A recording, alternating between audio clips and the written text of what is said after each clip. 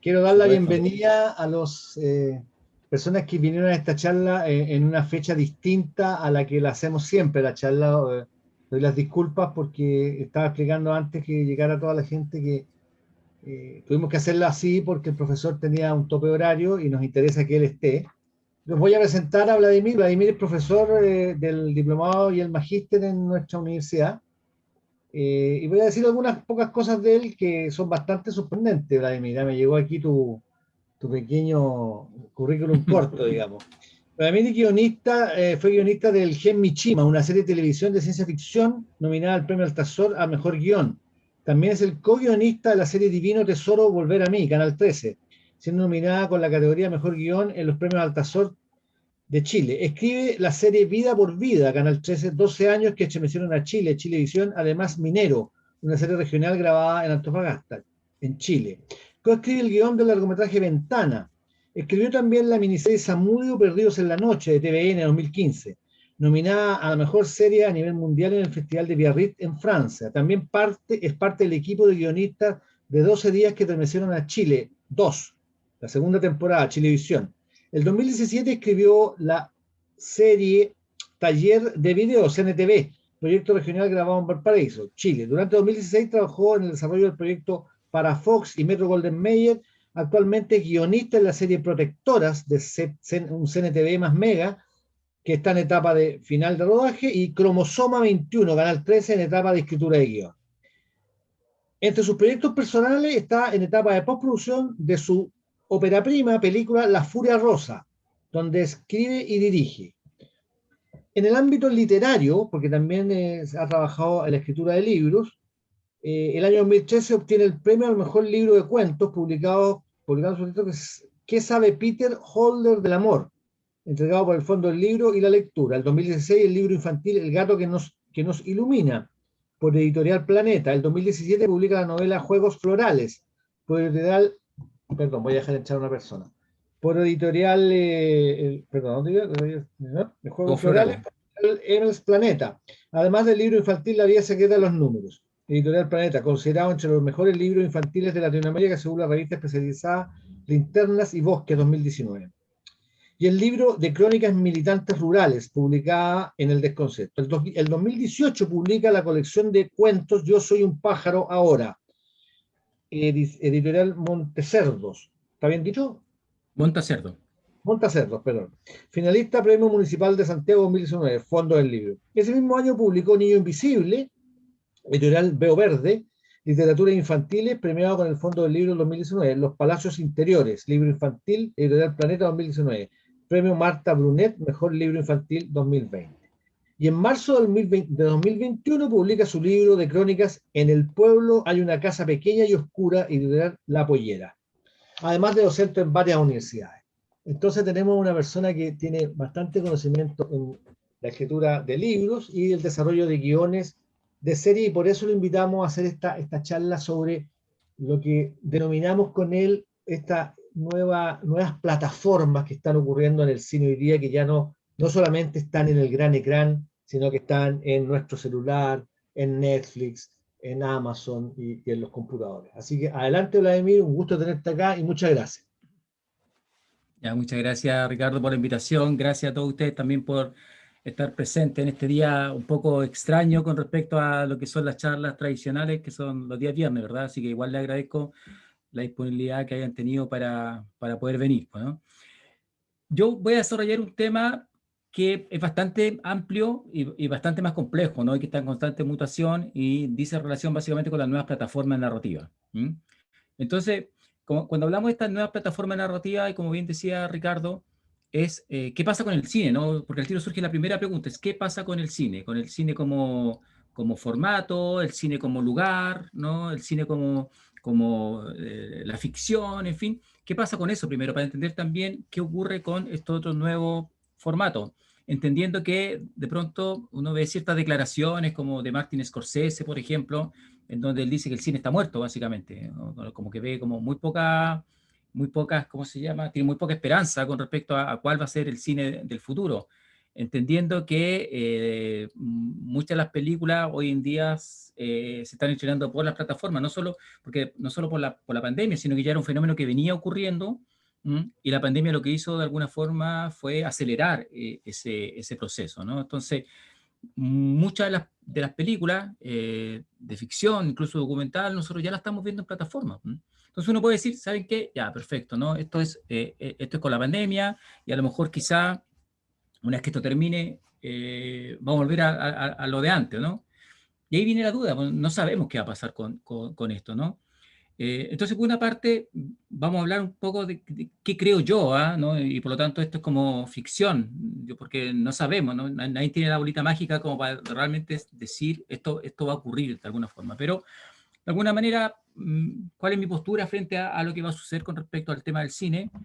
Y segundo, quiero hacer también una especie de barrido, una especie de panorama para entender también en qué está la narración hoy en día, qué se está haciendo en narración.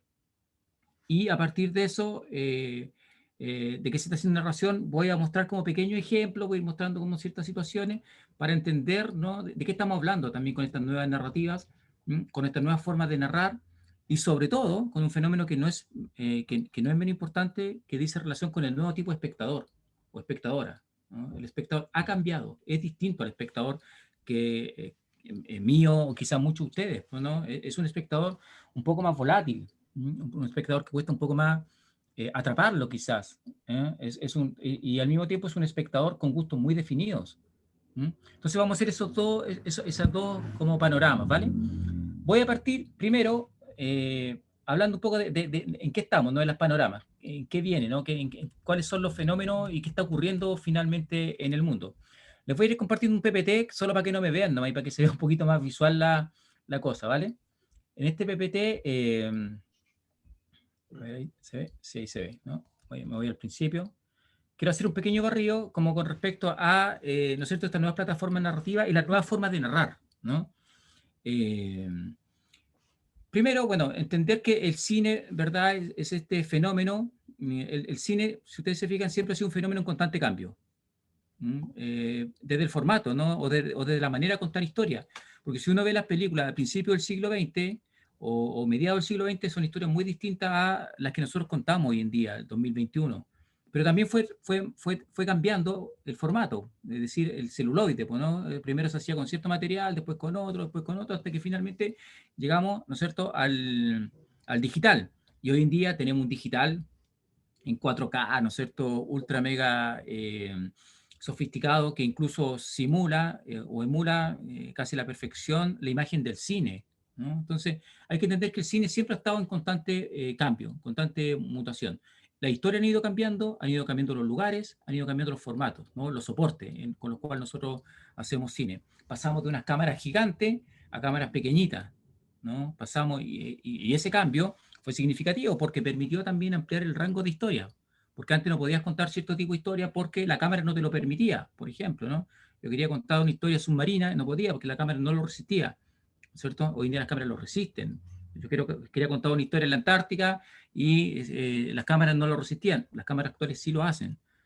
Entonces, de alguna manera ya el cambio de soporte, de materialidad, implicó, ¿no es cierto?, obviamente un avance en cuanto a contar los tipos de historia. Pero también el digital vino a democratizar el cine. El cine antes del digital era bastante caro, ¿no? No es que hoy día no lo sea, ¿no? Sigue siendo caro hacer cine. Depende de la película, depende de la historia, obviamente, pero sigue siendo caro el proceso de hacer una película. Pero el digital vino claramente a facilitar, por decirlo de alguna manera, a democratizar el acceso. Entonces, de repente, uno se compra una cámara pequeña y empieza a hacer su película en la casa, porque ya también más encima las puede manipular, las puede montar en tu propia casa. Eh, Uno puede encontrar unas cámaras, ¿no es cierto?, digitales a precios bastante accesibles, ¿no? Es decir, obviamente que no es para todo el mundo, pero si tú de repente juntas plata, puedes comprarte una cámara. Lo mismo pasa con los implementos de montaje, ¿no? Entonces vino a democratizar el cine. Por lo tanto, si antes teníamos un realizador o una realizadora, hoy ya tenemos 10. Si antes teníamos una película, ahora tenemos 40 películas. ¿Mm? Entonces, el número de películas, ¿no? Gracias al digital, vino también a triplicarse, a duplicarse en cuanto, ¿no es cierto?, a historias que estamos contando. Ahí surge la otra pregunta, ¿no? ¿Qué historia estamos contando también? Porque de pronto, al democratizar también las películas, al democratizar, ¿no es cierto?, el ejercicio de hacer películas, de pronto también se ampliaron los temas, se ampliaron las miradas, ¿no? Y en algunos casos, la mirada ha sido al revés, como que se ha ido simplificando y se ha ido estandarizando, ¿no? Como que no hay tanta diferencia entre una película y otra en algunos casos. Entonces, esto ha traído costo, ha traído ventaja, ha traído beneficio, pero también, obviamente, que lo ha afectado de alguna manera. Entonces, hay que entender que el cine siempre ha estado en constante cambio. Siempre ha estado en constante cambio. Entonces, a los directores, a las directoras, cuando pasaron del cine al digital, les costó mucho. No fue fácil el ejercicio.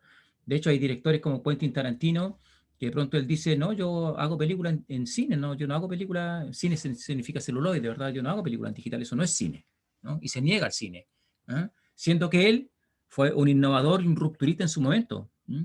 Pero hoy en día, ¿no es cierto?, pertenece a este otro grupo en el cual, ¿no es cierto?, no acepta el cambio tecnológico, por ejemplo. ¿Mm? Es más, ¿no es cierto?, ya no conforme con este cambio de paradigma, ¿no es cierto?, con este cambio de materialidad del cine al digital, ahora vienen las plataformas. Y de pronto uno ve que series de televisión, que siempre ha sido como el hermano pobre del cine, ¿no? Porque uno dice yo soy cineasta, yo no hago series, por ejemplo, entonces, que ha sido como ese tipo de formatos que uno caía o terminaba haciendo serie de televisión porque no había podido hacer películas en el fondo, más o menos así se miraba. Sin embargo, hoy en día tenemos grandes realizadores que están haciendo series, ¿no? Y esas series se están estrenando en grandes festivales, en Cannes, por ejemplo, en Venecia, en Berlín. No, en Berlín todavía no, pero en Cannes sí, ¿no? Entonces, uno dice, va, ¿qué está pasando acá, no? Estamos trastocando los límites en el fondo. ¿Mm? Entonces, irrumpen de alguna forma todas las plataformas de streaming que nosotros conocemos. ¿Mm? Que ya es un fenómeno que viene ocurriendo hace un par de años atrás, 10, 15 años atrás, ¿no? Pero en el último tiempo se ha masificado. Y es por eso que nosotros hoy en día tenemos, ¿no es cierto?, ciertas plataformas. Aquí está la más conocida, pues Netflix, Amazon Prime, HBO, ¿no es cierto?, Disney, que son como las más conocidas. Pero al instalarse también esta plataforma, viene a establecer claramente, ¿no?, claramente la fragmentación de los públicos. Antes los públicos eran bastante homogéneos, cuando decíamos bastante homogéneos, en el sentido de que habían diferencias obviamente establecidas como por rango etario, por lugar de procedencia, ¿cierto? Que eran como los rasgos más distintivos al momento de elegir qué proyecto, qué producto ver en la pantalla. Pero hoy en día, ¿cierto? Con esta fragmentación, con estas múltiples plataformas, el público también se ha ido fragmentando, ¿no? Entonces hay un público que es muy leal a Netflix, ¿no?, y ama Netflix, ¿no? En cambio hay otro público que ama Amazon, ¿no? O está el otro público de HBO, y está el público Disney, pues, ¿no? Eh, o es más, en una misma casa podemos tener las 4 plataformas funcionando hoy en día. Y cada una apunta claramente a públicos muy distintos, ¿no? Eh, eh, Grupos quizás que tienen gusto un poco más sofisticados, ¿no es cierto? Grupos que son más familiares, por eso les gusta Disney, ¿no es cierto? En fin, a algunos les gustan, ¿no es cierto?, proyectos más propositivos, más experimentales, ¿no es cierto? Se va a HBO, en fin. Y hay gente que, ¿no es cierto?, quiere ver series del mundo y quiere ver qué está pasando en el mundo y quiere entretenerse, ¿no? Y ahí para eso está Netflix, de alguna manera. Entonces, cada plataforma no es solo una plataforma, sino que además esa plataforma lleva consigo públicos asociados, y que están muy estudiados, ¿ah? Están muy estudiados, pero no estudiados porque antes a ti te llamaban, hace un par de años atrás te llamaban, oiga señor, ¿usted qué prefiere? ¿Prefiere Netflix o prefiere HBO? No, yo quiero Netflix. No, yo prefiero HBO, decía el otro, ¿no? Entonces tú ibas llevando una especie de tabla Excel y uno podía determinar más o menos las intenciones de los públicos en cuanto a esos tipos de plataformas o streaming. Sin embargo, ¿no es cierto? Hoy en día no es necesario esa llamada. Basta con el clic, ¿no es cierto? Basta con la geolocalización, ¿no es cierto? Con el Big Data, ¿no? Es decir, yo, estas empresas saben cuántas veces vi Netflix en la semana, saben qué capítulos vi, saben en qué capítulo voy. Y a partir de eso van reconstruyendo mi historial de series, de películas que he visto en Netflix y ya tienen un perfil mío. Ya me conocen. Lo mismo en HBO, lo mismo en Disney, lo mismo no sé qué. Y empiezan a cruzar datos, ¿no? Entonces mi mundo se vuelve un mundo Netflix. Y me empiezan a aparecer noticias de la serie de Netflix y me empieza en las redes sociales a bombardear con la serie de Netflix, ¿no es cierto? Y yo comienzo a vivir en Netflix de alguna manera. ¿Ah? Y esto lo saben. Lo saben tanto, tanto así, que también, ¿no es cierto? Muchas veces establecen, ¿no? Claramente si una película va a ser exitosa o no. Lo saben. El cine, ¿no? Como detalle, es una de las pocas disciplinas artísticas, por llamarlo de alguna manera, porque hay varios directores, varias directoras que dicen que el cine no es arte, no es un oficio. ¿No? Aquí no estamos hablando de artistas como podría ser la literatura o la danza o la pintura, en fin, ¿no? Aquí estamos hablando de un oficio que es colectivo, en fin, que se niegan a usar el concepto de arte, pero también hay un grupo, ¿no es cierto?, que establece que la dualidad que tiene el cine. ¿En qué sentido? En que el cine, ¿no es cierto?, no solamente tiene una beta artística, sino que también sí o sí tiene una beta comercial. ¿Por qué? Porque tiene que financiarse. Las películas no son baratas, ¿no? Si bien es cierto, hemos democratizado el acceso a hacer películas, pero aún así siguen teniendo un valor económico de costo bastante alto, ¿no? Eso hay que financiarlo, ¿no? Eso no sale gratis. Entonces yo, por más que haya invertido, no sé, 15 millones, 20 millones en mi película, hablando de largometrajes, ¿verdad?, tengo que recuperar esa plata de alguna manera. Entonces, si no la ve nadie, ¿no? Es poco probable que recupere esa inversión. Ahora yo digo, bueno, no importa que no la vea nadie, total, postulé a premios, ¿no? Y quedé en festivales grandes, ¿no? Porque aquí hay una categorización de festivales, están los festivales clase A, clase B, clase C. Entonces, no es lo mismo si tú quedas en un festival pequeño, así quedas en un festival grande, ¿no es cierto? Ya Sundance, ¿no? Tribeca, que ya no existe, pero Venecia, por ejemplo, que son festivales, San Sebastián, son festivales clase A. Entonces tú decís, ya, mira, por último, no gané, no fue mucha gente a ver mi película, pero estuve en una cadena, en una seguidilla de festivales bastante importante, ¿no?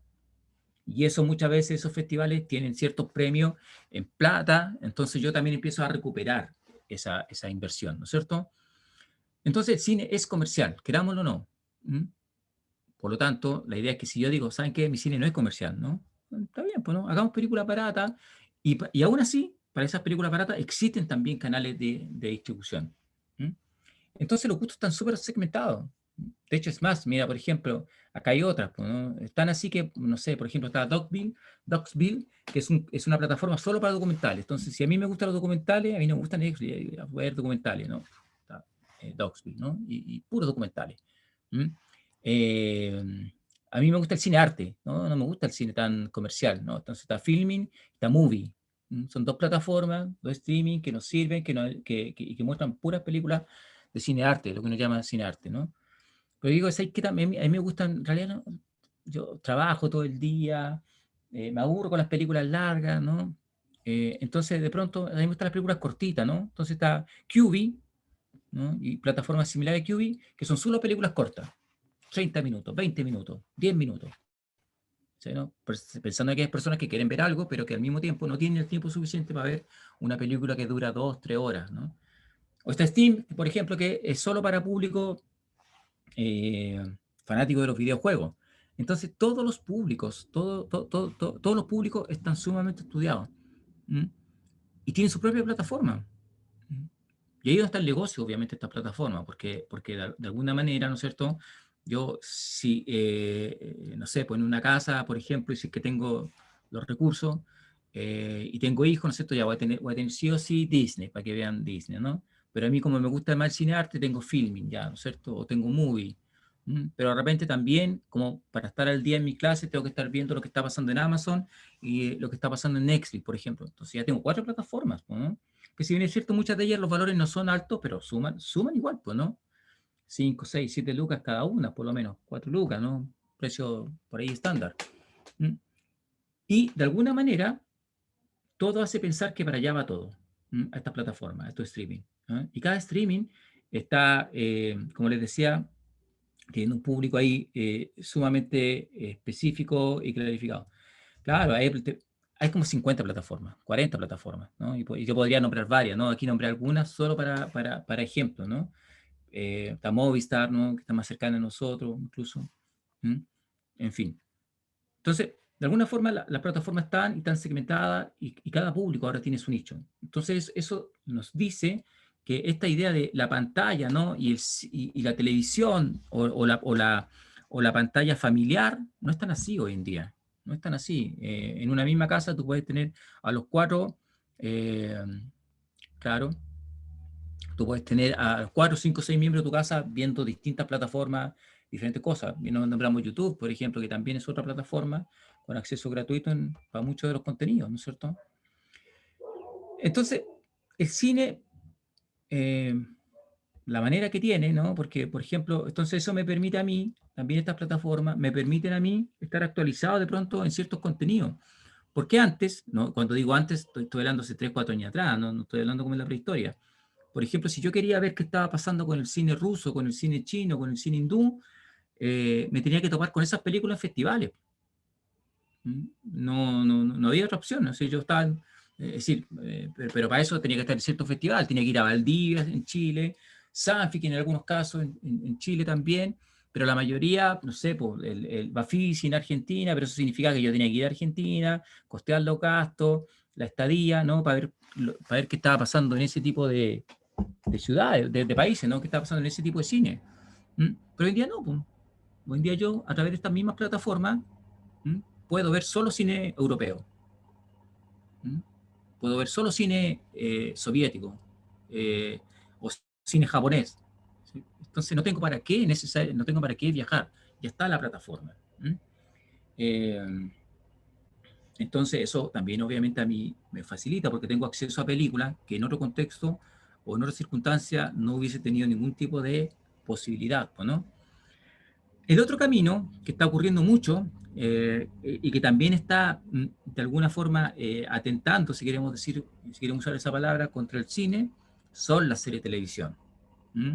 Son las series de televisión en cuanto hay que entender, ¿no? Que la serie de televisión es un fenómeno masivo, no solo ahora, si la televisión ha sido masiva toda la vida, desde su nacimiento.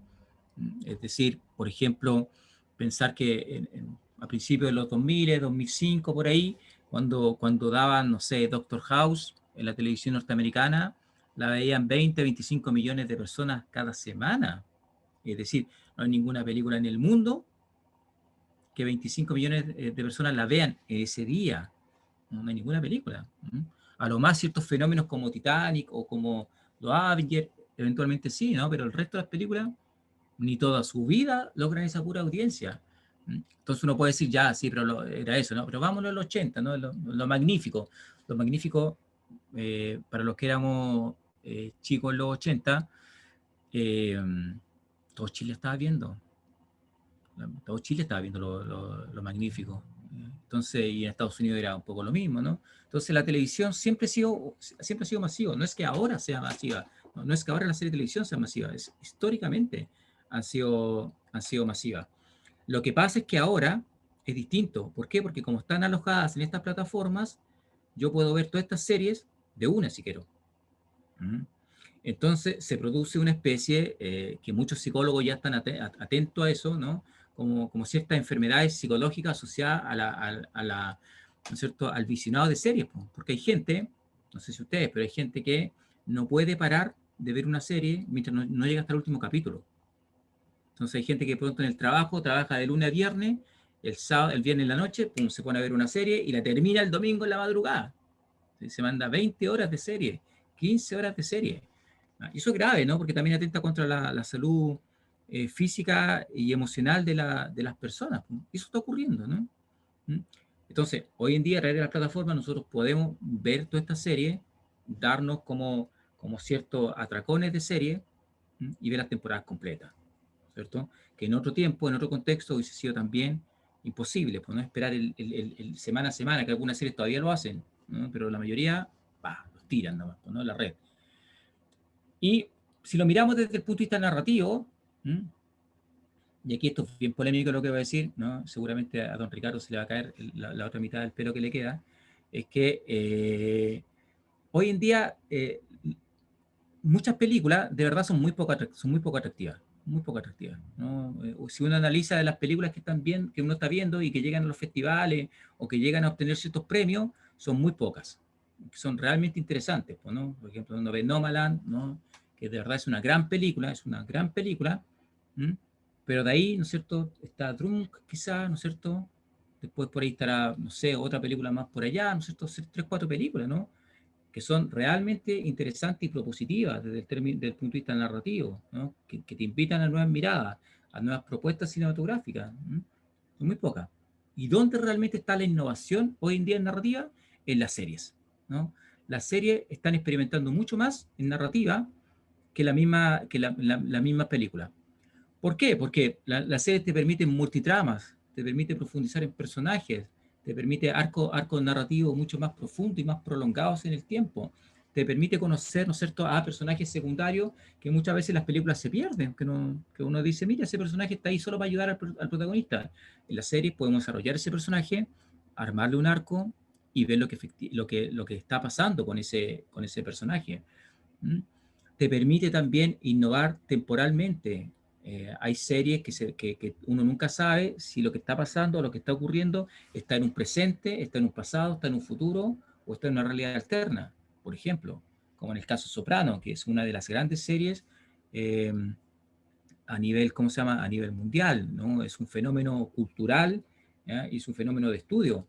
Si uno analiza mucho del cine que está haciendo hoy en día Tarantino o el cine que está haciendo Scorsese, claramente está influido por Soprano, ¿no? En la forma de tratar a los personajes, en la forma de relatar ciertas situaciones, en la forma de desarrollar ciertas escenas. Uno ve, ¿no es cierto?, el irlandés de Scorsese, ¿ah? Y no sé si la vieron, pero hay una escena ahí en donde los personajes van en un auto hablando de pescados, ¿no? Es una escena Soprano, ¿no? Una escena Soprano, que ya aparecía en Soprano en el año 99, cuando recién se estrena esta serie. Se han dedicado una cantidad de estudios narrativos con respecto a esta serie. En ciertas universidades europeas y norteamericanas se hacen asignaturas completas solo para analizar narrativamente Soprano, ¿no? De cómo se estructuró y de cómo se construyó esta serie, ¿no? Y cómo los personajes van teniendo un arco narrativo. Lo mismo pasa con otra serie que también es increíble, ¿no es cierto? No sé si alguien la vio por ahí, que es The Wire. Es una serie en un tono mucho más realista que Soprano, que trata o retrata el mundo de las drogas y los bajos fondos norteamericanos en Baltimore, y que lo retrata desde varios puntos de vista, ¿no? Es una serie en donde hay que atrapar, ¿no?, a un narcotraficante, y ese narcotraficante nadie sabe quién es, ¿no? Entonces vamos a contar esta historia desde el punto de vista de la policía, desde el punto de vista de los narcos, del punto de vista de los portuarios, desde el punto de vista de los colegios, porque ahí se vende la droga, desde el punto de vista de los periodistas y ¿cómo se llama? Y los policías, ¿no? Perdón, los políticos. Entonces tenemos un abanico, tenemos un mosaico de miles de historias funcionando en paralelo al mismo tiempo. ¿Ya? Y eso el cine no lo hace, no lo puede hacer, ¿no? El cine siempre tiene una sola historia, ¿no? Yo te voy a contar la historia de este tipo que se enfrenta a este otro tipo, ¿no? Y poco más podemos indagar en esa historia. Pero acá, en The Wire, tenemos funcionando en paralelo 30, 40 historias al mismo tiempo. Entonces eso le entrega una complejidad que el cine claramente hoy en día no puede abarcar, pues, ¿no? Entonces la experimentación narrativa se está dando en la serie de televisión hoy en día, ¿no? Y por eso que muchos cineastas de prestigio están haciendo sus series, pues, ¿no? Hay actores y actrices norteamericanos que están produciendo sus propias series para tener precisamente mayor grado de visibilidad, ¿no? Y para poder, de visibilidad y sobre todo para proponer contenido, ¿no? Nuevos, pues, ¿no? Nicole Kidman, una actriz que se reinventó a partir del último tiempo, solo produce serie de televisión. Y ganan el Emmy, el no sé qué, y no sé cuánto, ¿no? Y la ponen en primera plana, ¿no? A nivel mundial, pues. Ahora, uno dice, bueno, pero ¿qué pasa con...? Ya eso es Estados Unidos, ¿no? Eso es Estados Unidos.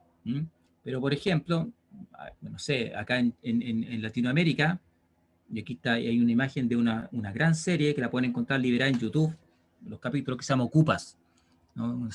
Una serie argentina que viene a refundar también la manera de hacer series en Latinoamérica. ¿Ya? Primero porque se instala desde el realismo, ¿no? Es una serie en tiempo real.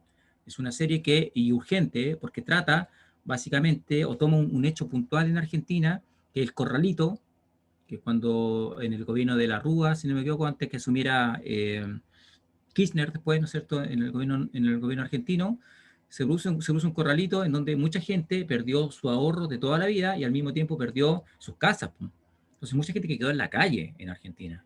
Fue terrible lo que pasó. Entonces a partir de eso surge una serie que se hace cargo de esa realidad, ¿no? Y Ocupa se trata básicamente de un grupo de gente que es desalojada de sus casas y tiene que ocupar casas, ¿no? Y se vive el drama humano, ¿no? Drama humano del día a día, de si tenemos dinero o no, si nos van a echar de la casa, si la policía no sé qué, que el narco es dueño de esta casa y yo tengo que pagar una renta de ese narco, por ejemplo. ¿Sabes? Entonces, hoy en día las series no solo es ficción, sino que también se hacen cargo de la realidad pura y dura latinoamericana, ¿no? ¿Para qué vamos a hablar del Reemplazante? Pues no, una serie que ya todos de alguna forma hemos visto en algún momento de nuestra vida. ¿Mm? Sin embargo, fíjate que a pesar de que hay muchas series que se están dando hoy en día, y muy interesantes, así como también hay series que no lo son, también, no sé, que hay que hablar de todo, pues hay series que de pronto es pura y dura entretención, ¿no? Como, no sé, una de las series más vistas el año pasado es Emily en París, que si uno la ve, a mí no me llama mucha atención, es una serie liviana, entretenida, un protagonista chispeante, en fin, situaciones jocosas, que uno dice, esa serie quizá en otro contexto no hubiese tenido ningún tipo de impacto, pero, como estamos en modo pandemia, en donde mucha gente lo está pasando muy mal, ¿no? Es una serie que viene también a aliviar el estado anímico de muchas personas, pues, ¿no? Entonces, así como hay series muy buenas, hay series que son muy malas, ¿no? Y para eso hay muchas plataformas, ¿no? Y cada día se va a requerir más propuestas narrativas televisivas y más audaces, ¿no? Por lo mismo que cada día más frecuente que Netflix, por ejemplo, vaya incorporando en su catálogo no solamente series latinoamericanas, sino que además las esté produciendo en Latinoamérica, lo cual es muy interesante para las producciones nacionales, porque te permite de alguna manera generar industria. Eh, Acá en Chile es sabido que los canales muy poco financian series, muy poco, muy poco. Entonces, para muchos realizadores, el camino son estas plataformas que están ahí funcionando afuera y necesitan contenido nuevo, necesitan contenido novedoso todo el tiempo, necesitan nuevas miradas. No basta con que yo sepa manejar bien la cámara, no basta con que yo sepa escribir una historia, tengo que escribir historias de verdad propositivas. Entonces yo digo, ¿saben qué? Pero de pronto, ¿sabéis qué? Yo quiero hacer algo más independiente, no me interesan los canales, no me interesan estas plataformas, yo quiero hacer una cosa más política o más como en mi gusto, si la venta es personal no importa, ¿cachai? No sé, que también es posible. ¿M? Entonces surgen otros formatos, otras plataformas, precisamente también para eso. ¿M? Pero al mismo tiempo, en base a eso, el espectador, como decíamos al principio, igual está cambiando. Por ejemplo, hoy en día la gente está viendo películas o series cada vez más cortas. No sé si les pasa a ustedes, pero de pronto uno dice, ya voy a ver tal película, y dice, chuta, 2 horas y media, 3 horas. Ah, chuta, ya. No sé, la veré en 2 tandas, en 3 tandas, no sé, ¿cachai? ¿No? Entonces, como que también, como sabemos que hay harta demanda y queremos ver hartas cosas, de pronto también surge esto otro, pues, ¿no? Es decir, ¿cuánto duran, pues, no? Entonces la extensión también ha ido variando hoy en día. Exactamente, ¿no? La moda de la web serie de 4 o 5 capítulos, ¿no es cierto? 15 a 20 minutos. Y ahí, por ejemplo, no sé, hay una web serie, ni siquiera es decir, web serie porque dentro de la misma web serie, uh, eh, dice tanta oferta, me complejidad, la finalidad con respecto a un producto debe ser muy atrayente para optar por esa. No entendí muy bien pero un poquito se me cortó, se me apagó la lámpara. Voy ahí a prender la luz. ¿Dame un segundito?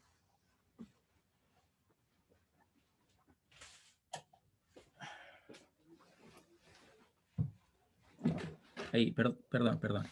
Dice, tanta oferta me complica, ya no entiendo muy bien la pregunta o el comentario, ¿vale? Pero... Ah, exactamente, sí, que tanta oferta de series complejiza tener, sí, exactamente, se ha vuelto cada vez más complejo.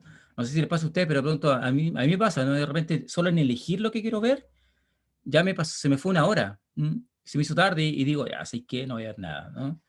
Pasa también, ¿no? Debe ser muy atrayente para tener fidelidad por una. Sí, ese es el gran desafío, sí, ese es el gran desafío, en el fondo. ¿Mm?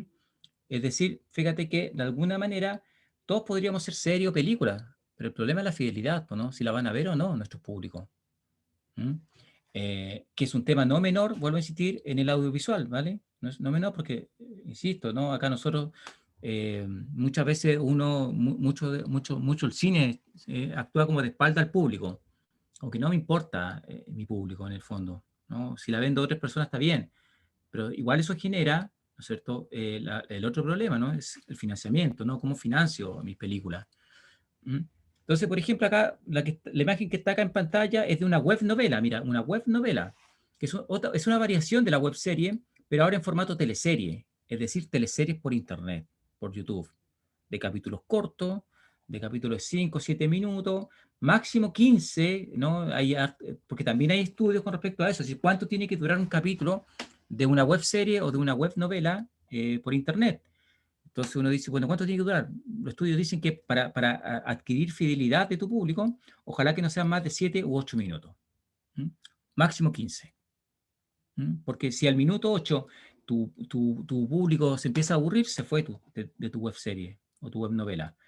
Entonces comienzan a surgir estos híbridos, ¿no? Empiezan a surgir estos híbridos como ya web series, sí, pero a mí sé que me gustan las teleseries, pero no tengo los recursos para hacer una teleserie, no me va a contratar un canal para hacer una teleserie, entonces ¿qué hago? Una web novela. Maestra Veneno es un ejemplo claro, uruguaya, muy vista, un exitazo, por donde uno lo mire, hecha en un pueblo pequeño en Uruguay, con los materiales que el director en este caso tenía, y funciona, pues, ¿no? Le da bien, un problema. Pero también tenemos otros proyectos, van apareciendo también porque fíjense que el Internet y estas plataformas, de alguna manera, lo bueno, y es lo que yo siempre he considerado como atractivo de la serie en general, que permiten experimentar sin ningún tipo de pudor, cosa que el cine muchas veces no te lo permite, porque el cine, vuelvo a insistir, el cine es contarte una historia en 60, 70 minutos. En donde hay muy poco cine experimental, la verdad, ¿no? O muy poco cine experimental que nos llega. La mayoría de las películas que nosotros vemos son las películas norteamericanas y europeas, ¿no? Que tienen la misma manera de contar la historia, en el fondo.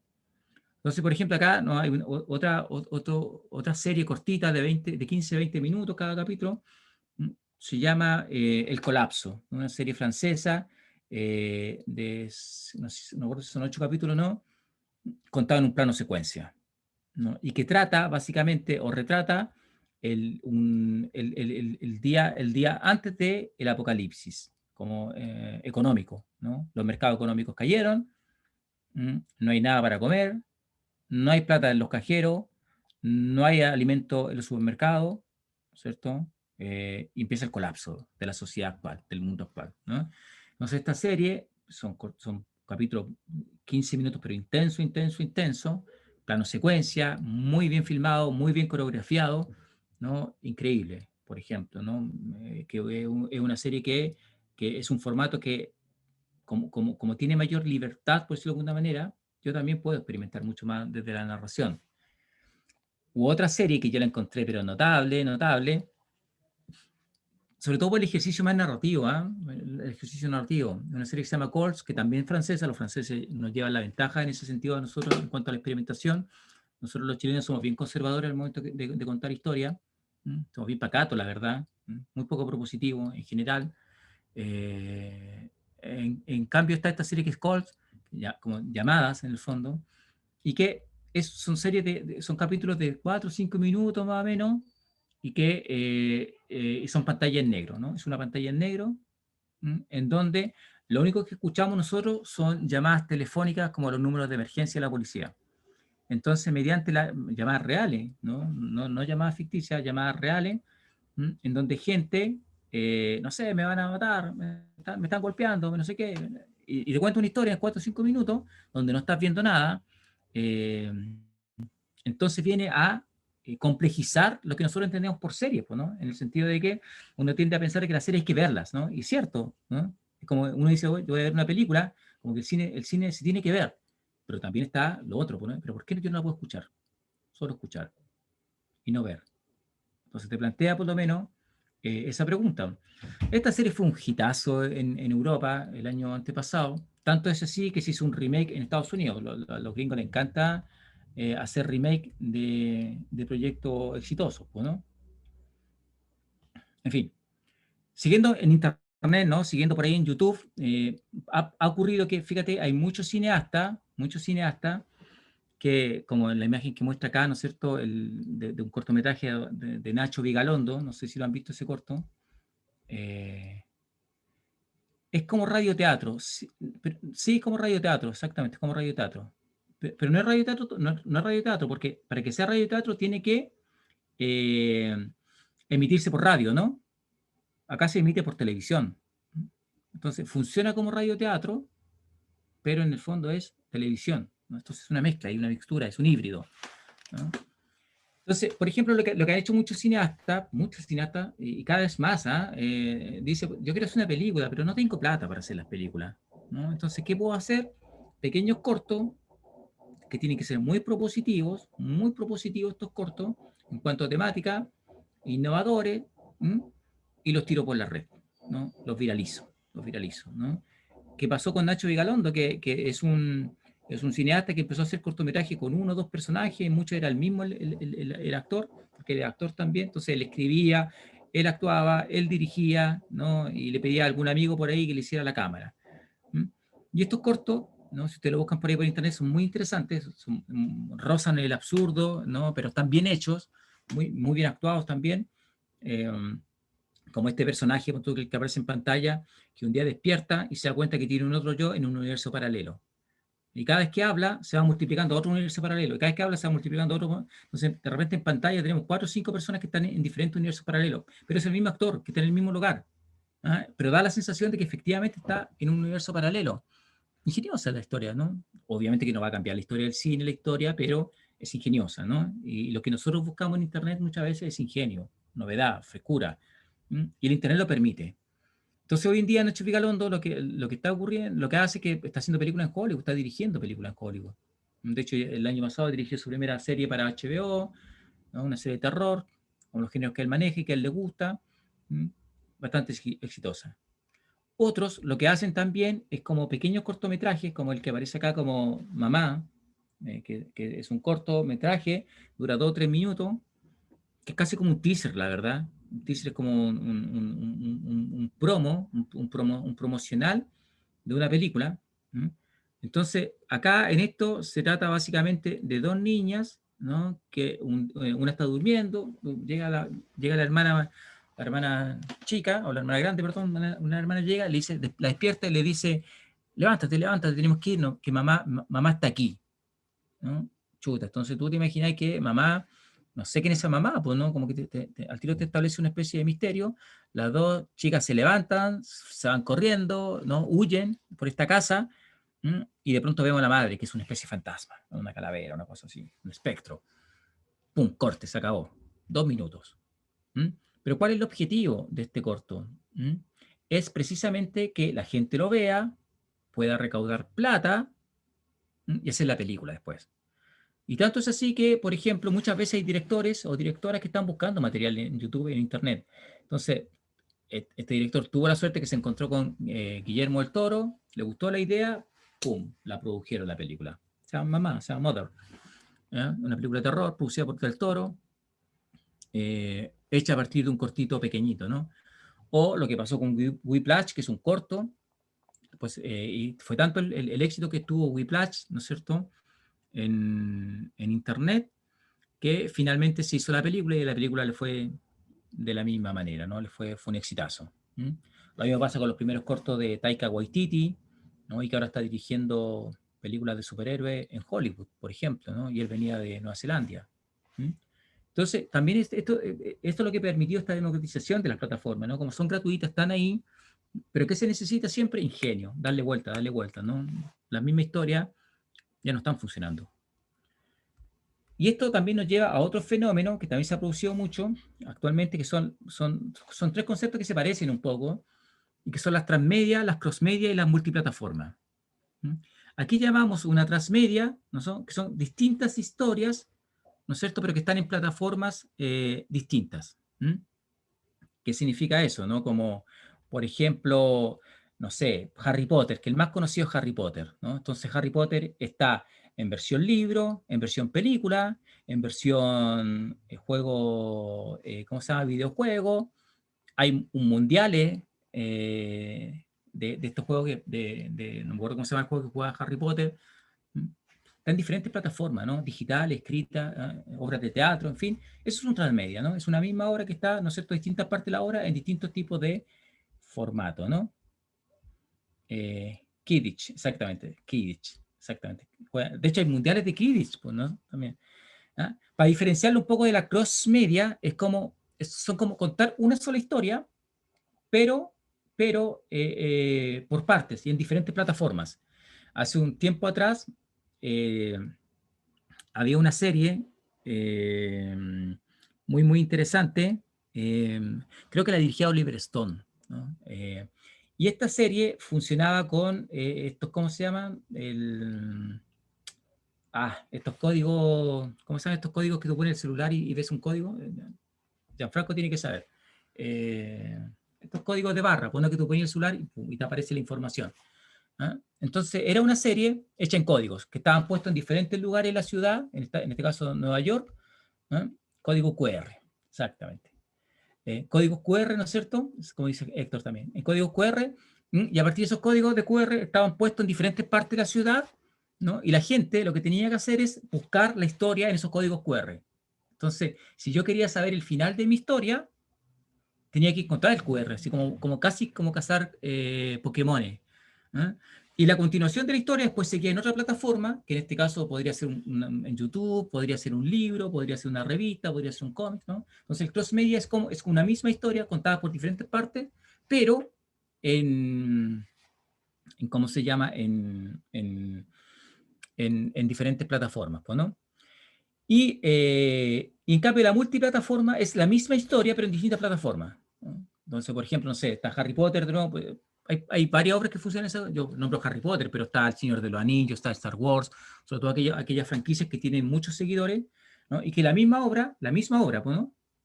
Está en película, está en obra de teatro, está en libro, está, ¿no?, en diferentes plataformas, para diferentes tipos de público, pues, ¿no?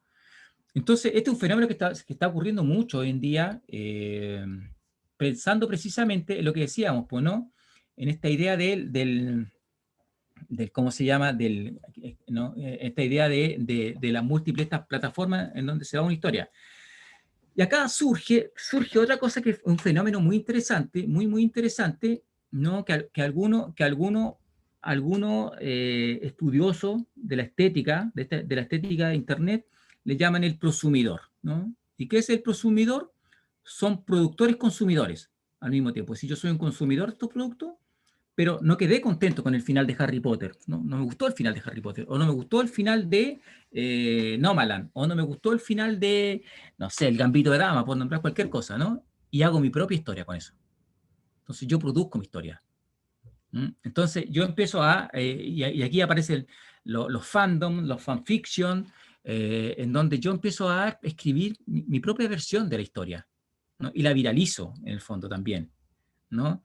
Y es tanto así que de pronto yo puedo tomar los personajes de una historia, y puedo inventar una historia totalmente distinta, pues, ¿no? Como, no sé, pues Harry Potter, ¿no? La historia de amor con su compañero en Harry Potter, ¿no? En versión homosexual, ¿no es cierto? ¿Por qué no? Y la viralizo por internet. Y eso va a generar, obviamente, un fandom, ¿no? Una fanaticada, que lo más probable es que vaya a adorar esta versión mía de la historia.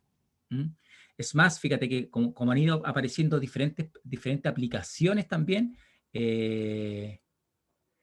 claro, sí, exactamente, sí, como dice Franco, sí. Y mira, por ejemplo, lo que pasa también ahora con esta idea, y aquí les voy a mostrar un video cortito, es porque la gente se vuelve muy ingeniosa, pues, ¿no? Mira, les voy a mostrar aquí el tráiler del Resplandor, que todos hemos visto El Resplandor alguna vez, pues, ¿no? Esta película de terror, ¿sí? Mira, pero acá está en versión como si fuera una serie ochentera, ¿no? El Resplandor en versión serie ochentera, ¿no? Y les voy a mostrar el fragmento para que lo veamos. Esto está en YouTube, ¿ah? ¿Sí? No, no, no. Ah, pero déjame ver si compartí sonido. Espérame, déjame ver primero si estoy compartiendo sonido. Ahí voy a compartir sonido. Ahí sí. Ya. Ahí, no. ¿Se ve? ¿No? ¿Sí? ¿Se escucha? ¿Se ve y se escucha?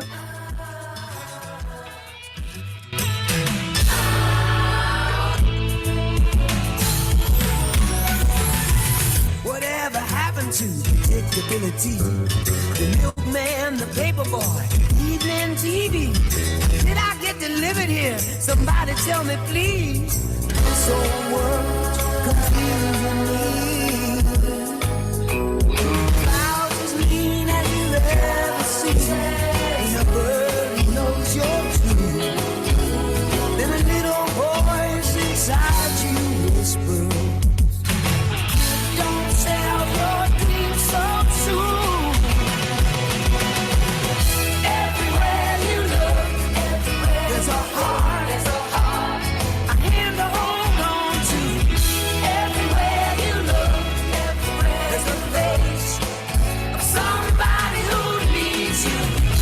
Everywhere you look, when you're lost out there and you're all alone, life is waiting to carry you home. Everywhere you look, everywhere you look.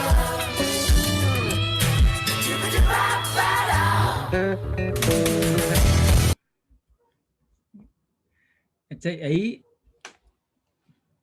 esto pasa como en el cross-media, pues, ¿no? Perdón, en el transmedia. Es decir, los mismos usuarios empiezan a crear sus propias versiones de la historia, ¿no? Entonces, como que uno también pierde la autoría, pues. Claro, y aquí viene el tema del derecho de autor y todo lo demás, pero como estas cuestiones se viralizan por internet, no hay cómo detenerlo, pues, en el fondo, ¿verdad? Y hay páginas que, no solamente YouTube, sino miles de páginas más que se van viralizando y se transforman en un fenómeno y al mismo tiempo se traducen también en publicidad gratuita para el mismo proyecto. ¿Mm? Entonces, el fanático hoy en día no solamente es un consumidor, sino que además de eso, produce sus propias, ¿cómo se llama? Sus propias versiones de las historias, ¿no? Y ya para ir cerrando un poco, ¿no? Por ejemplo, un fenómeno que se ha dado harto en el último tiempo, un fenómeno que se ha dado harto en el City of Oscars, claro, sí. Hace cortometraje, claro, hay pues, Batman, sí, hay hartos cortometrajes de Batman y todo eso, y hay unos bastante buenos, pues, ¿no? De hecho, algunos son tan exitosos, son tan interesantes, que los mismos creadores de las obras los terminan comprando y produciendo, pues no a ese nivel, ¿no? Ha pasado con algunos, de hecho, ha pasado con alguna historia ahí, unos fanfiction de Star Wars, por ejemplo, y algunos son mejores que los largos, sí, pues, sí. Sí. Mira, en Chile hay una escritora que se llama Francisca Solar, que ella escribió su primer libro, ahora ella tiene varios libros más en su currículum, ¿no? Pero su primer libro fue un fanfic de Harry Potter, es decir, una versión ampliada del universo de Harry Potter, y pasaba en el sur de Chile, ¿cachai? Como en Coyhaique, una cosa así. Fue un exitazo el libro, ¿no? A nivel como de fanfiction, ¿no? Fue tanto así que la misma Rowling tomó el libro, ¿no? Y lo puso y dijo, mira, wow, esto es buenísimo, esto es un homenaje así increíble, ¿no? Entonces, la misma autora termina auspiciando y publicitando este fanfiction, ¿no? Y pasa, ¿no? Y pasa mucho, sobre todo con aquellos proyectos que claramente tienen cierta intención comercial, ¿no? Y el otro fenómeno que ha pasado harto hoy en día, y con esto ya voy para ir cerrando, son las e-series, o también llamadas, ¿no es cierto?, las audioseries. Es decir, series para escucharlas, no para verlas, ¿no? Y aquí la diferencia, claro, Enrique Lin fue el primer Y doblado, sí, pues, ¿no? Es decir, oye, doblado muchas veces estás mejor que la misma película, ¿no? De repente te manda una genialidad increíble. Eh, y claro, Enrique Lin fue el primero en hacer fanfiction, por decirlo de alguna manera, en Chile, pues, ¿no? Estamos hablando de los 70, ¿no es cierto? Entonces están series o audioseries que paradójicamente, ¿no? Es como volver al radioteatro, pero ahora es por Spotify, ¿no? Por esas plataformas de audio. Entonces, si uno se mete a Spotify, ¿no es cierto?, va a encontrar muchas audioseries y algunas con millones de escuchas, porque hay gente que prefiere escuchar, quiere desconectarse un rato del computador, salirse del computador y escuchar la serie, ¿no? Y que el sonido te lleve con respecto a la historia, pues, ¿no? Imaginarla, más que verla, imaginarla. Es decir, ponerme a mí como espectador, o en este caso como auditor, en un rol mucho más protagónico. Caso 40, sí, lo es. De hecho, creo que fue, si no me equivoco, fue todavía lo es, pues no el año pasado, fue un hitazo, ¿no? Un hit, el caso 63, sí. Entonces, mira, yo creo, ¿no? Y para terminar, ¿no? Yo, como es lo último, para terminar, ¿qué va a pasar con el cine? Yo creo que el cine no va a morir, ¿no? El cine no tiene por qué morir en el fondo, ¿no? Yo no sé si las salas de cine van a volver a ser lo que eran. Eso sí, otro problema. ¿Ah? Pero el cine no va a morir porque el cine se va a volver una experiencia, como diría Enrique Iglesias, una experiencia religiosa, ¿no? Es decir, como que va a ser un lujo ir al cine. Es como yo, ¿no es cierto? Sé que no quiero ver tanta película en el computador, no sé qué, no sé cuánto, en la tele, en la casa, no voy a ir al cine, ¿no? Entonces se va a transformar en una especie de experiencia y voy a ir a ver al cine. Es más, lo más probable es que el cine, así como están fragmentadas las audiencias, lo más probable es que los cines se vuelvan temáticos, ¿no? Películas ochenteras, películas de acción, películas de terror, ¿no? Donde cada público tenga su propia sala. Es lo más probable, porque vuelvo a insistir, los públicos lo único que han hecho en el último tiempo es fragmentarse y especificarse cada vez más en sus respectivos gustos. Pero el cine no va a morir, ¿no? Es, por ejemplo, los discos, ¿no? Los discos de vinilo, que muchos lo dieron por muerto, ¿no? ¿Cómo se llama? Salas más pequeñas, sí, salas más pequeñas, exactamente, lo más probable, sí, lo más probable. ¿No es cierto? Los discos en vinilo se siguen vendiendo. Mucha gente compra discos en vinilo. Volvió el cassette, ¿no? Hay gente que está volviendo a comprar cassette. De hecho, había empresas que fabricaban los cassettes en Europa, ¿no? Y se reactivaron con el tema de la pandemia, ¿no? Porque la gente igual, fíjate que a pesar de que la tecnología te conecta, ¿no? Estas nuevas plataformas te permite ver mucho, ¿no? Como que de alguna manera la gente igual siente la necesidad de volver a lo análogo, ¿no? Al otro sonido, el sonido más sucio, más la tierra, ¿no? Más que el digital. Pero también es un público segmentado, no significa que toda la gente lo vaya a hacer. Es un público particular que lo va a hacer, pues, ¿no? Eso quería hablar, ¿no? Un panorama general de las nuevas plataformas, las nuevas narrativas y cómo las nuevas narrativas también han ido cambiando en el tiempo y van a seguir cambiando, ¿no? Nosotros no sabemos lo que va a pasar tampoco así a ciencia cierta. Dice, Gianfranco dice, lo que tiene a favor el cine, creo que son dos cosas, que la experiencia visual es incomparable y que los estudios lo utilizan para estos eventos cinematográficos tipo Avengers. Sí, van a ser eventos, pero que son muy particulares, pues, ¿no? Muy particulares. No. Y otras películas directamente se van a ir a las plataformas, directamente a las plataformas. Pero claro, hay experiencias que la pelea que tenía Nolan por Tenet, pues, ¿no? ¿Se acuerdan? Que no quería que se estrenara por plataformas, pues no quería, pues, ¿no? Pero la Liga de la Justicia igual la estrenaron por plataforma, pues, ¿no? Y todo bien también, pues, ¿no? Bien. Entonces, pero eventualmente, claro, una vez que yo creo que termina la pandemia, se van a hacer eventos muy particulares con respecto a, ¿no es cierto?, ciertas películas. Entonces el cine no va a morir, pues, no va a morir para nada. Gracias, Leticia, gracias. Oye, Vladimir, Eso. ¿Mm? qué bueno tu última frase, no sé si fue tu última, pero cuando vaticina después de todo lo que dijiste, dije, Dios mío, ¿en qué escenario estamos? Pero cuando dice que el cine no va a morir, me volvió el alma al cuerpo y pude respirar, porque claramente lo que tú dices es verdad, es un muy buen análisis de lo que ocurre hoy día con las plataformas, y después de esto voy a dar la palabra a quien quiera decir, pero me gustaría, una idea que me quedó dando vuelta, y me gustaría que me dijeras qué piensas sobre esto, que en el fondo tiene que ver un poco con lo que hablamos antes.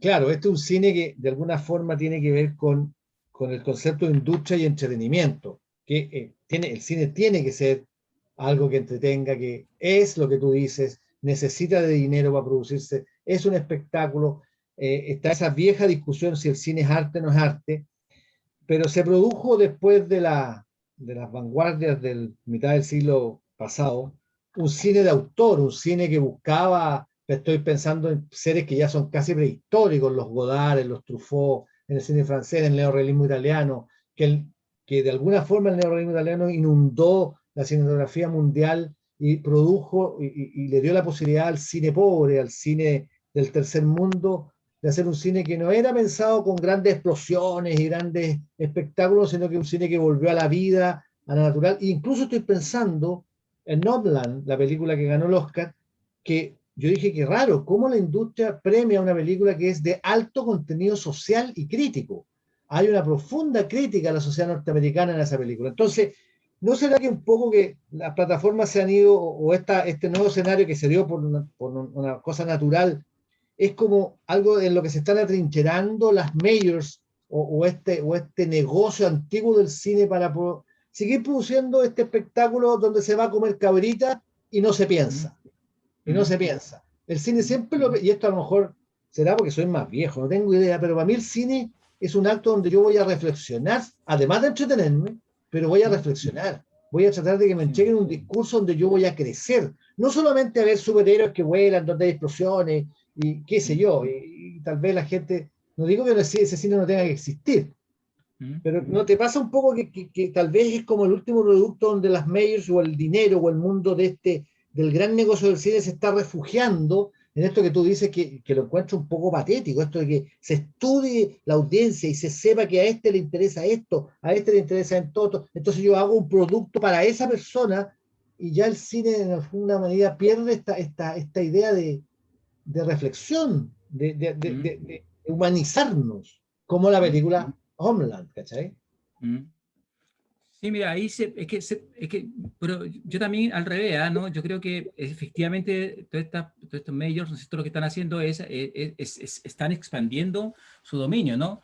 Es decir, Disney hoy en día, como lo bien dice Héctor acá, ¿no es cierto? En el chat, Disney hoy en día es una mega empresa, que yo creo que produce más ingresos que toda América Latina junta, me atrevería a decir.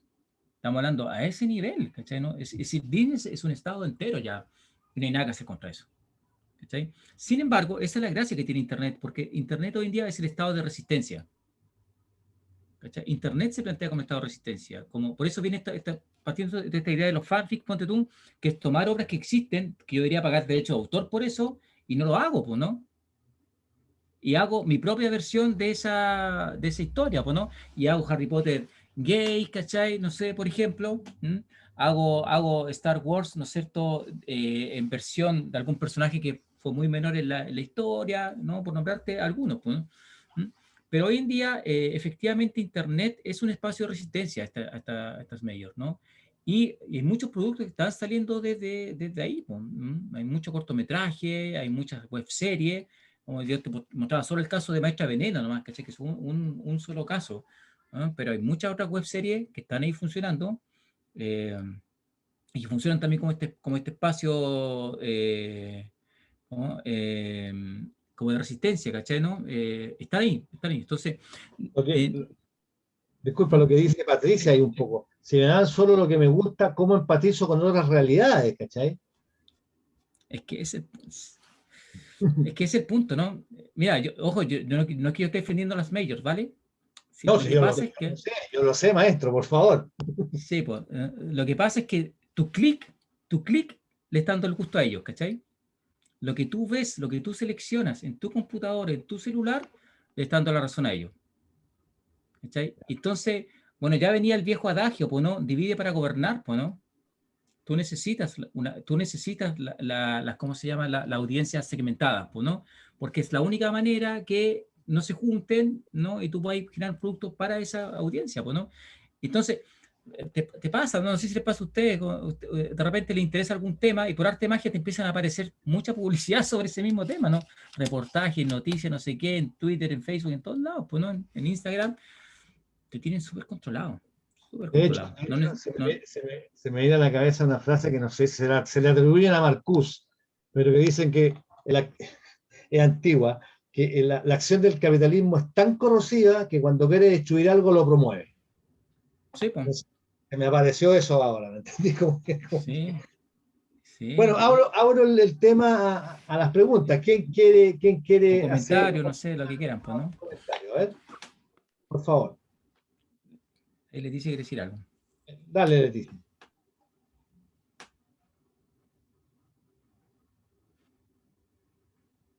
Estamos Está esperando al anotando. que quiera comentar. Parece que está anotando, parece Patricia, está en el chat ahí. ¿No? Ana. Como decía, ¿quién quiere decir algo? Yo, entonces decía Leticia, entonces parece que iba a decir algo, Leticia. Yo quiero Eh, hablar. Ah, va, Dale, Leticia. dale, Va, cuenta, perdón. dale. Hola, ¿cómo están? Bien, usted. Bien, hoy me gustó mucho la charla, la encontré muy buena, de Gracias. lo así súper clarita. Bueno, yo soy de la generación de cuando llegaron los televisores, el 69. Con mis papás compraron el televisor para ver cuando llegó el hombre a la luna. Si es que llegó, no sé. Cuando pisó la luna. Bueno, y aparte también mis papás nos llevaban harto al cine. Ponte tú eh, La Bella Durmiente, Rafael veíamos también. Y después más grandecitas íbamos a ver Barry Lyndon. Vi películas de guerra, El Gordo Porcel. ¿Qué más? Jesucristo Superstar. Eso era nomás. Yo pienso que ahora, claro, ahora uno lo ve como que hay mucha cosa, ¿verdad? Pero es que es así, porque ya las plataformas entraron para quedarse. Y no es que lo otro sea más fome o menos fome, porque yo pienso, por ejemplo, que en ese tiempo yo estaba ahí las 2 horas y era una niña. Estaba las 2 horas. Ahora no, porque ahora los niños hay que llevarlos a una película específica y pucha, y no se vaya ¿cómo se llama?, a aburrir este niñito y todo. Además que antes los papás eran más con uno más, uno no podía ni pararse, ni, ni nada. Entonces también estaba esa parte, había eso. Pero también yo pienso que ahora, por ejemplo, las series a mí no me atrapan tanto, bueno, debe ser por la edad también. No me atrapan tanto porque, por ejemplo, yo veo los resúmenes.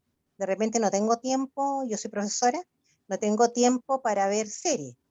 Entonces, ahora, por ejemplo, recién vi Game of Thrones, el resumen, por los 10 años que están de aniversario.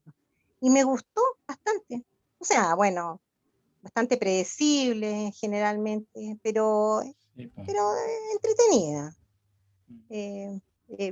Lo que tú decías, Los Sopranos, excelente, muy buenas. Y algunas películas como, bueno, las de Tarantino son muy buenas también, y esa de Benicio, perdón, del Toro, muy buenas también, me las he visto casi todas. Pero yo te quería hacer una pregunta, con respecto a las plataformas y todo. ¿Qué pasa con los guiones? Porque para mí, por ejemplo, es muy importante un buen guión en una película, en una serie. Si no tiene un buen guión, no hay caso. O puede ser un buen guión o un guión más o menos, pero si es un guión malo, no, porque por ejemplo yo veía muchas películas antiguas que era muy relevante el guión, era principal, y era todo como más metafísico. Ahora no, porque ahora lo que importa más, y yo a veces tengo diferencia con mis hermanos, que el guión queda a segundo plano y importa más los efectos especiales, que tampoco es malo, porque hay buenos efectos especiales, harto trabajo en eso. Pero ¿qué pasa con el guión? ¿Qué opinas tú al respecto? ¿Se ha dejado de lado? ¿Qué pasa con el guión? No, yo creo que aquí pasan varios fenómenos con el tema del guión, en general. Y yo creo que efectivamente sí estamos en una crisis creativa. Sí. Ahí me había silenciado, maestro. Yo creo que sí, efectivamente estamos en una crisis creativa, eso es innegable, ¿no? Porque se están repitiendo, la historia se están repitiendo mucho, constantemente, en fin, pero cada cierto tiempo van apareciendo historias muy, muy interesantes, pues, ¿no? Sobre todo es que lo que tiene que pasar y lo que está ocurriendo en el fondo es abrirnos a nuevas narrativas, ¿no? ¿Qué entendemos por nuevas narrativas, nuevas formas de contar historias? Hasta ahora la narrativa que se ha ido imponiendo es la narrativa norteamericana, ¿no? La forma de contar historias como lo hacen los norteamericanos y como ellos la han asumido, la han entendido. Pero sin embargo, nosotros, no sé, pues, están las narrativas orientales, por ejemplo, que tienen otra manera de acercarse a las historias. Basta con ver los mangas que ven nuestros hijos o los animes que ven nuestros hijos y nos damos cuenta que son historias que nos llevan a otro espacio, a otro terreno, ¿no? Muy interesante. Y no solamente eso, sino que basta con ver el cine coreano, ¿no? Es decir, traen una frescura, ¿no? Parasite es como, es como la guinda de la torta, ¿no? Pero si uno empieza a escarbar en el cine coreano, hay una narrativa, una historia, una forma de acercarse al relato que es muy, muy interesante. Claro, Memories Murder ¿cómo se llama? Bueno, el director de Parasite, ¿cierto? La narrativa hindú, por ejemplo, ¿no? La narrativa iraní. Entonces, de alguna manera, hay ciertas narrativas que están ahí dando vuelta y que yo creo que de a poco van a ir volviendo, ¿no? Porque el capitalismo tiene que renovarse, ¿no? Y el cine es capitalismo, queramos o no, que seamos. Bueno, entonces, tiene que renovarse y necesita nuevos relatos. Pero también, fíjate que está pasando un fenómeno, pero eso es un debate que es mucho más amplio, ¿no? Es que la gente, las y los creadores se están volviendo temerosos de tratar ciertos temas. Como por ejemplo, no sé, yo que hago talleres de cine, de pronto nos falta alguien que propone una historia y nos falta el compañero o la compañera que dice, ¿sabéis qué? Tu historia me está ofendiendo, ¿no? Y eso de que me está ofendiendo la historia es como, sí, no, esta historia no hay que hacerla. Y todo empieza, no hay que hacerla. Cuando el cine y el arte es ofender, pues no, toda la vida ha sido ofender. Entonces estamos también llegando a un nivel en el cual las obras no pueden ofender. ¿Cachai? A ese espacio estamos llegando. Y eso es más peligroso incluso que las majors, diría yo.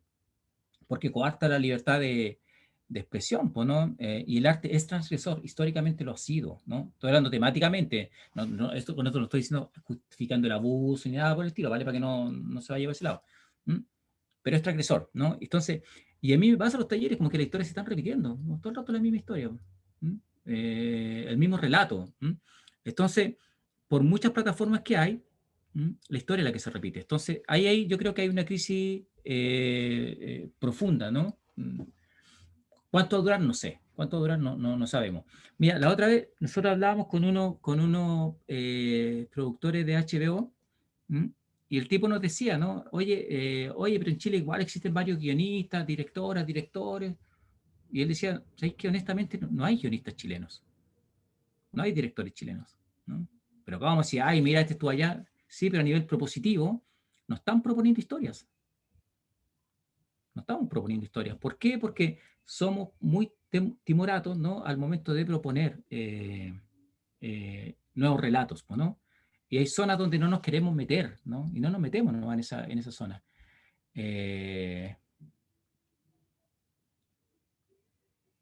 Dice, sí, mira, está largo esto, sí, dice, el cine como espacio es muy diferente de una plataforma. Sí, obvio, sí. Es porque existe el ambiente y todo un trabajo, sonido. Y las plataformas lo que tienen es que facilitar el consumo cuando uno quiere, el tiempo, pero es solo eso, muchas veces consumo y nace en la cabeza cosas, pero hay poca reflexión, existe una especie de hiperinformación y cada una de ellas de adelante reflejan un momento claro. Será mejor que pueda achicar nuestro espectro de consumo, la ampliaremos. ¿No es eso acaso la idea de que los diferentes mensajes o visiones creamos sociedad aparte de las plataformas que al final atrapan un subconsciente y ultra definido y asignados según grupos? Sí, es que eso es, ¿no? Por eso existen diferentes grupos. Mira, si a mí no me gusta Netflix, está Movie. ¿Sí? Entonces, si yo quiero reflexión, hay plataformas que me generan reflexión también. ¿Entiendes? Pero es segmentado. El público está dividido, ¿no? y es consumido, y sigue siendo cine. Pues. ¿Por qué no es cine? ¿Porque no está en la pantalla del cine? ¿Qué hace que una película sea cine? No es porque está en una pantalla de cine, ¿no? Es más profundo que eso, en el fondo. Yo puedo ver una gran película en el celular y no por eso deja de ser cine, ¿no? No, Yo eso podría estamos ver de acuerdo. incluso El Es así. Resplandor. Eso es verdad. Entonces, no, la pantalla no hace que sea cine, ¿no? Lo que hace la diferencia, Vladimir, es lo que le escuchamos a un profesor En la mío. experiencia, pues. Y no, y decía que el autor cinematográfico es aquel que construye anomalías. Eso es lo que yo encuentro que hace la diferencia. El que construye anomalías, el que construye un mundo que te distorsiona, que te descoloca la cabeza y te hace mirar desde otra perspectiva lo que tú habías visto con la normalidad. Yo creo que ahí, en ese sentido, se acerca al arte. Esto que tú dijiste en un momento, que esta discusión que había entre si el cine es arte o no es arte. En la medida que hace eso, que construye anomalías, que te devuelve una mirada distinta. Insisto en la película que vi ayer, que se llama Nomadland, que yo quedé fascinado. No podía creer que el cine hollywoodense volviera a retomar una temática como esa. Y cómo la toma, además, cómo la muestra. Es un documental.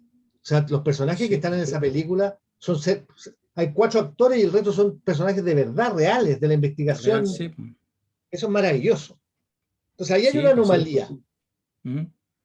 Exactamente. Bueno, y eso lo hacen, ¿eh? Y las series también lo hacen, si ojo, si no las miremos menos. Mira, yo les nombraba acá una serie que es The Wire, ponte tú, una serie que es The Wire, y ponte tú, no sé, Vargas Llosa, cuando está recibiendo el premio Nobel, ¿no? Y él dice que él no ve series, ¿no? Él no ve series, no, porque la serie es para gente que no reflexiona y esto es todo, ¿no? Pero el día que está recibiendo el premio Nobel, él cita a The Wire. ¿Sí? Es decir, la vio, ¿no? La vio y la cita, ¿no? Como un gran referente de lo que debería ser el cine, ¿no? La televisión. Entonces, hay muchas series de televisión que se plantean de cierta anomalía. Ojo, en Argentina, ponte tú, que no alcanzamos a hablar de las novelas visuales o de los videojuegos, que son otras plataformas. Ese es otro mundo y otro universo. En Argentina, ponte tú, que a nosotros nos lleva a la delantera en términos narrativos hace mucho rato, ¿no? En Argentina están haciendo videojuegos sociales. Entonces, es un videojuego, ponte tú, hay un videojuego en donde los protagonistas tienen que proteger de la deforestación en el sur de Argentina, por ejemplo. Entonces, tú vas como elaborando estrategias para prevenir la deforestación y enfrentarte a las grandes transnacionales. Hay muchos videojuegos sociales, ¿cachai? Que crean conciencia social, ¿no? Lo que pasa es que de repente uno se queda con el videojuego, el de la pistola, ¿no? Porque obviamente que vende millones y todo lo demás, pues, ¿no? Entonces, también hay una gran diversidad ahí con respecto al tema de los videojuegos, ¿no? En Europa también pasa, ¿no? En Japón, ¿para qué vamos a hablar de Japón? Lo que pasa con los videojuegos. ¿No pasa eso también, profe, con el cine? También pasa con el cine, pasa con la serie, pasa con todo. O sea, en el sentido de que usted planteaba lo de la crisis de los guionistas. Y yo creo que también hay una crisis precisamente por el conflicto que yo estoy viendo, que se denota entre el cine modo comercial, el cine modo expresión artística. Hay una expresión clara en la preferencia de los públicos hacia las películas. Evidentemente, de por sí, yo creo que desde el surgimiento del cine, el cine se caracterizó, sobre todo acá en Latinoamérica, desde el Festival de Valpo, La Habana, a un cine netamente social, a tratar puros temas sociales, y en ese sentido, ahí no está la preferencia de la mayoría de los públicos, de lo que genera que el cine se siga manteniendo como la industria que es. Porque la gente lo que está prefiriendo es precisamente, lamentablemente, el cine más comercial, más, no sé, de efectos y cosas que no te llevan a la parte reflexiva y a la parte de generar conciencia, por ejemplo, social, como estos juegos que hablaba. Entonces, ahí no estará también la contradicción de los actores ahora. ¿Qué escribo? ¿Escribo un cine comercial? ¿Escribo un cine a lo que yo quiero hacer? Mira, yo creo que, bueno, aquí esta pregunta que tú haces son varias aristas, son varios caminos, varias aristas, ¿no? Porque, por ejemplo, yo me pregunto, si nosotros le quitamos el financiamiento estatal a las películas chilenas, ¿cuántas películas habrían realmente? Pocas, ¿no? Es decir, Muy cero, pocas. ¿no? Algunos cineastas por ahí, hijos de senadores, lo más probable es que seguirían haciendo cine, pues, ¿no? Cero. Hijos de senadores podrían hacer. Claro, ¿no es cierto? De ministros por ahí podrían hacer, pero el resto no podríamos hacer cine, ¿cachai? Como con esas características, ¿no? Salvo que se haga un cine desde la resistencia, ¿no? ¿Y qué es un cine desde la resistencia? Con los materiales que yo tengo. Y con los recursos que yo tengo, ¿no? Lo que hace, por ejemplo... Disculpa de mí, sí. lo que hace Sepúlveda y Andrea Sola. Para allá voy, pues, ¿no? Sepúlveda de la Sola, por ejemplo, que es un cine de resistencia, pues, ¿no?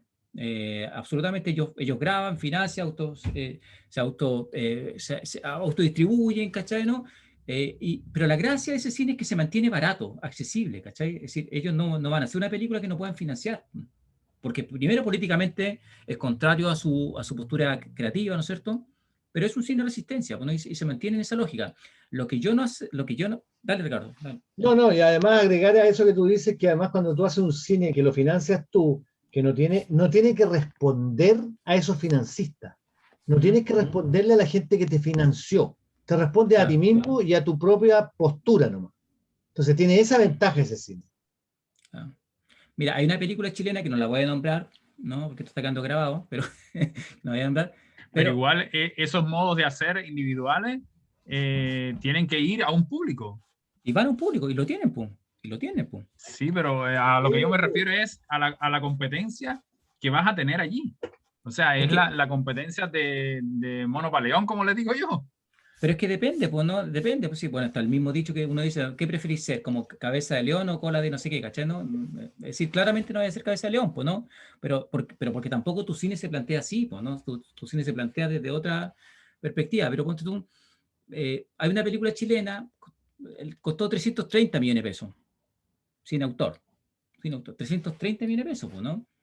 Que a mí me parece que, es decir, es barato si tú lo compras con Estados Unidos, pero es carísimo para nuestro mercado. Llevó 100 personas al cine, 100 personas. Es decir, cada persona pagó como 200.000 pesos por la entrada, ¿cachai? Más caro que ir a ver a Paul McCartney, ¿cachai? O a los Beatles resucitados, ¿cachai? ¿No? Por ejemplo, ¿no? Entonces eso tampoco es justo, ¿no? ¿Se entiende? Tampoco es justo. Si lo miramos desde esa perspectiva, ¿no? Entonces, para mí termina siendo obsceno incluso, ¿no? Una película de 70 millones, no sé, pues cómprate una casa con el resto, por último, no sé, ¿cachai? Cualquier cosa, pero no podí como a ese tipo de público. Pero yo creo que la pandemia vino también a nivelar muchas cosas y a nuestro favor. A nuestro favor. ¿Por qué? Porque mira, antes tú estrenabas una película en Chile, tenías que pagar la sala de cine, pagar el estreno, invitar a los críticos a comer para que hablen de tu película, ¿no? ¿Cachai? Poner palos blancos para que la gente empiece a hablar de ti, bla, bla, bla, ¿no? Todo eso se hace, ¿no? Y se hace mucho en el cine, para que la gente, para que el boca a boca, por último, haga que la gente vaya a ver tu película, ¿no es cierto? Pero al mismo tiempo, si tú en la sala de cine no llegabas a cierta cantidad de espectadores, te dejaban fuera la semana y no había ninguna opción que te repusieran de nuevo. En cambio, con la pandemia, vino a que la gente dijo, hay cine chileno y hay cine chileno bueno, ¿no? Y gratuito por internet, ¿no? Y se metió a Onda Media, ¿no? Es decir, Onda Media ha generado más de 4 millones de reproducciones de películas chilenas en el último tiempo. Es decir, una cifra que Chile nunca había visto de sus propias películas. A lo más por ahí, El Chacotero Sentimental en su momento, Sexo con Amor y 2 o 3 películas más, ¿cachai? Que habían llegado con suerte al millón, ¿no? Y ahora películas como, por ejemplo, Mala Junta, que es una gran película chilena, tiene una cantidad enorme de reproducciones en Onda Media, gracias a la plataforma, ¿no? Entonces, o el Primero la Familia, ¿no? Onda Media ha producido un cambio increíble, Claro. Las que no habrían tenido muchos espectadores y han tenido una cantidad enorme de espectadores, es fascinante. Claro. De repente tuviste películas pequeñitas, ¿no? Películas pequeñas, cuando uno habla de películas pequeñas, películas de poco presupuesto, ¿no? De bajo presupuesto, que uno ve que uno ve ahí como que le hicieron con la cana nomás la película, ¿no? Y amigos por aquí y por allá, y de repente 30.000, 50.000 espectadores en Onda Media. Es decir, cifras que no hubiesen llegado en un cine, por muy alternativo que hubiese sido. Entonces, fíjate que igual hay plataformas de resistencia, ¿no? Entonces, yo creo que no todas las plataformas son iguales, ¿no? No todas se tienen que medir con la misma vara, ¿no? ¿cachai? Y eso ha permitido que de pronto, ¿no? Estas plataformas, porque estas plataformas, mira, están muy conscientes de que necesitan generar contenido local. Tanto es así que, por ejemplo, está la película Piola, ¿no es cierto?, que está en Netflix ahora, pues, una película que el director, ¿cómo se llama el apellido? Bueno, bueno, él, que Luis Pérez, Luis Pérez. El Luis Pérez, ¿no es cierto? El Luis Pérez, una película que está en Netflix, ¿cachai? ¿No? Y eso al tiro te entrega una visibilidad que quizá en otro contexto no la hubiese tenido, por ejemplo.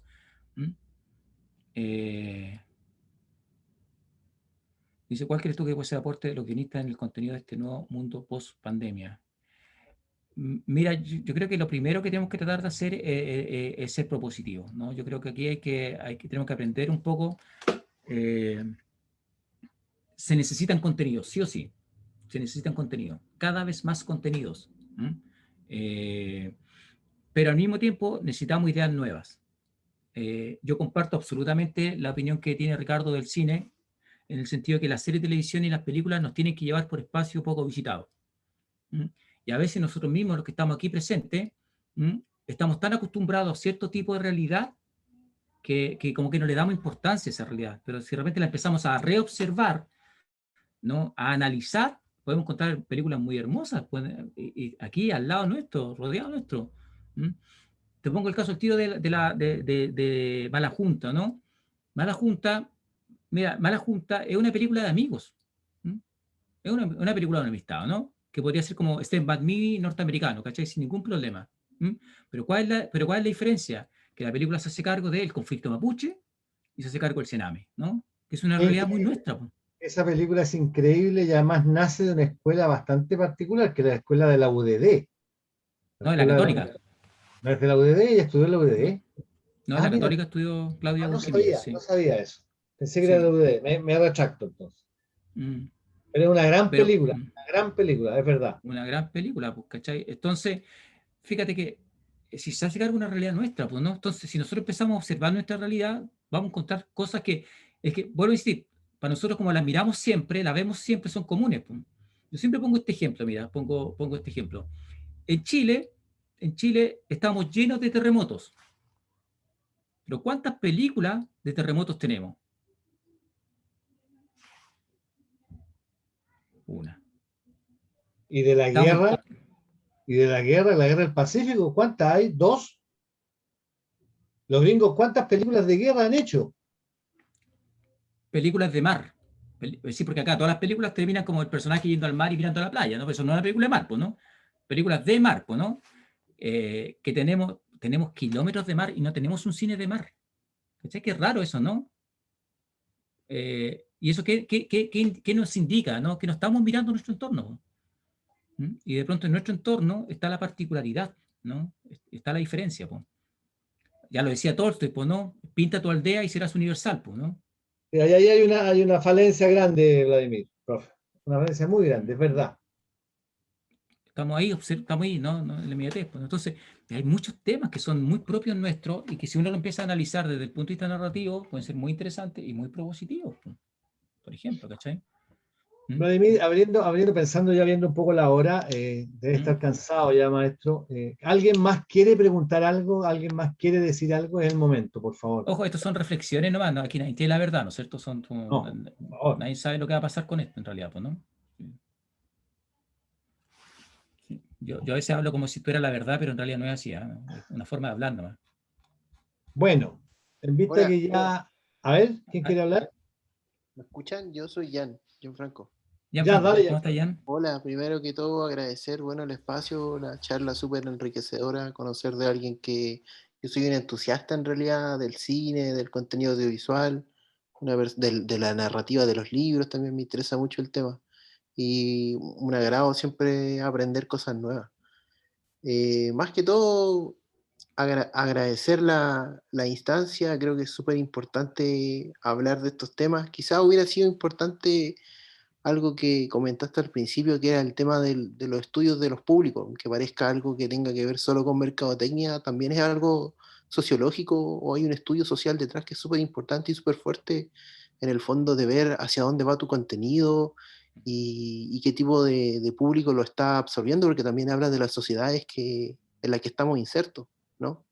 Claro. Sería bueno en algún momento hablar de eso, de ese espectro, porque en el fondo también, y va relacionado con mi pregunta, un mundo nuevo que se está abriendo, ¿no? O sea, el El Big mundo Data, pues. post-coronavirus va a ser un mundo de chicos, de hoy día niños que están yendo al colegio de manera digital, tecnológica, que no están teniendo la cercanía que el humano la requiere para poder comunicarse, que va a construir, o sea, va a ser consecuencia, vamos a tener consecuencias en eso, y también, ¿por qué no decirlo, en el contenido y en las cosas que vamos a ver, en la narrativa, en los libros?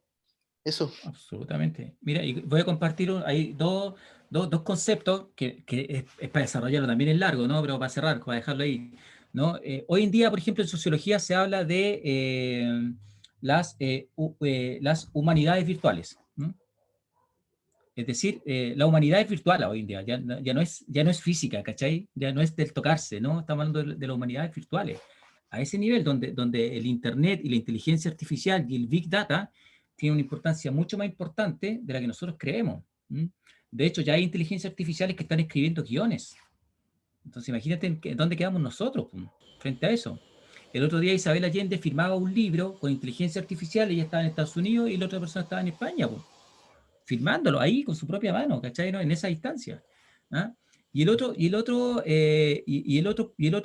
y el otro concepto tiene que ver con lo que algunos están llamando como los consumidores líquidos, ¿no? El público líquido.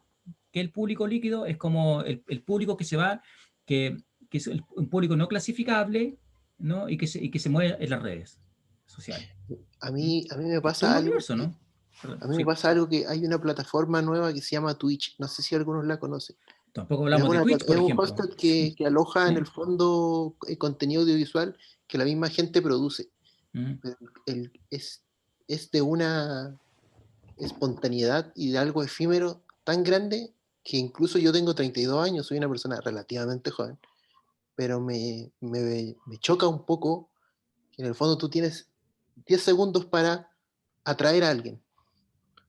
Y si ya dentro de ese margen de 10 segundos de la inmediatez máxima no logras captar a tu público, literalmente sales de la pantalla y entra otro y otro y otro, y una interminable cantidad de personas que están en esa plataforma. Ya, pues esas son las humanidades digitales, pues, ¿no? Esas son las humanidades digitales. Y eso es lo que viene en el fondo. Querámoslo o no, ¿cachai? Querámoslo o no, si ese es el problema. Querámoslo o no.